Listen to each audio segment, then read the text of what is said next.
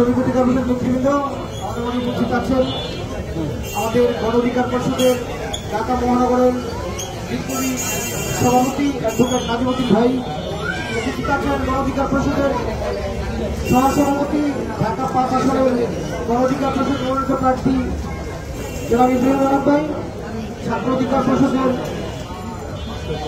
হাসিব, যুব অধিকার পরিষদের নেতৃবৃন্দ সহ অন্যান্য সবাইকে সংগ্রামী সালাম এবং শুভেচ্ছা। আজকে আমরা একজন শহীদের স্মরণে এখানে উপস্থিত হয়েছি। আপনারা জানেন যে জুলাই গণঅভ্যুত্থানে এই যাত্রাবাড়ি এলাকার মানুষের যে ত্যাগ ছিল, এই কোটা আন্দোলন, শেখ হাসিনার কোটা আন্দোলন কখনোই হতো না যদি যাত্রাবাড়ি এলাকার মানুষ যদি প্রতিরোধ করে না তুলতে পারত। আমাদের এখানে যারা উপস্থিত হয়েছেন ছাত্র, যুব, শ্রমিক অধিকার পরিষদ নেতৃবৃন্দ ছাড়াও এই এলাকার শ্রমিক, রিক্সা চালক, ব্যাংক চালক, ব্যবসায়ী, সাধারণ মানুষ, দিনমজুর প্রত্যেকে কিন্তু এখানে যুক্ত হয়েছিল আন্দোলনের ফলে কিন্তু শেখ হাসিনা পালিয়ে যেতে বাধ্য হয় এবং আমাদের ছাত্র জনতার আন্দোলন সফল হয়। আজকে আমরা বলতে চাই এই জুলাই গণঅভ্যুত্থানের 1 বছর পেরিয়ে গেছে। এর অন্তর্বর্তীকালীন সরকার দায়িত্ব নিয়েছিল, আজকে 1 বছর পূর্ণ হয়েছে।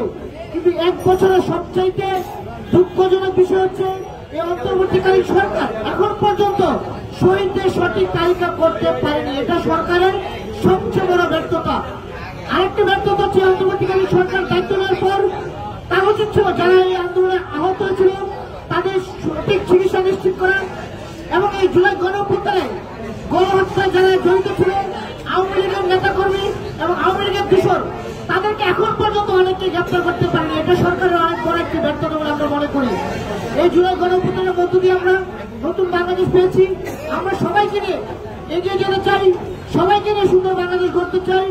আরেকটি বিষয় বলে শেষ করব, আপনারা জানেন যে জুলাই গণঅভ্যুত্থানে তরুণরা সামনে থেকে নেতৃত্ব দিয়েছে, আমাদের ছাত্র অধিকার পরিষদের নেতাকর্মীরা সামনে থেকে নেতৃত্ব দিয়েছে, যুব অধিকার পরিষদের নেতাকর্মীরা সামনে থেকে নেতৃত্ব দিয়েছে, এই তরুণরা নেতৃত্ব দিয়েছিল, ছাত্ররা নেতৃত্ব দিয়েছিল।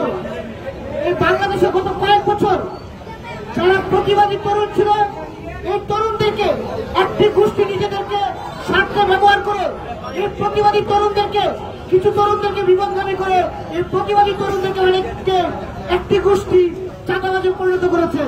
আমরা বলতে চাই যারা এই বিপ্লবী তরুণদেরকে চাঁদাবাজে পরিণত করেছে তাদের বিচারে কি এই বাংলাদেশে হবে।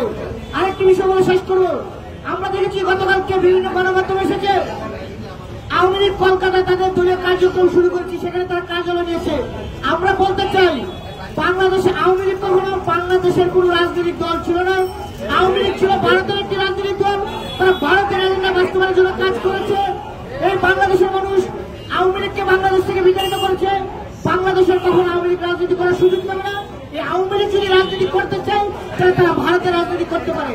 সবশেষ একটি কথা বলে শেষ করবো, আমরা যে ঐক্যবদ্ধ ছিলাম জুলাই গণঅভ্যুত্থানে আমাদের এই ঐক্য ধরে রাখতে হবে যাতে করে পরাজিত শক্তি কখনো মাথা ছাড়া না দিতে পারে। আজকে এখানে যারা উপস্থিত আছেন সবাইকে ধন্যবাদ জানাই, বিশেষ করে ধন্যবাদ জানাই যারা সুন্দর অনুষ্ঠানটি আয়োজন করেছেন। আজকে আমরা জুলাই গণঅভ্যুত্থানের শহীদদের আপনার মাগফিরাত কামনা করি, যারা এখনো আহত রয়েছেন তাদের দ্রুত আরোগ্য কামনা করছি। সবাইকে ধন্যবাদ। আসসালামু আলাইকুম।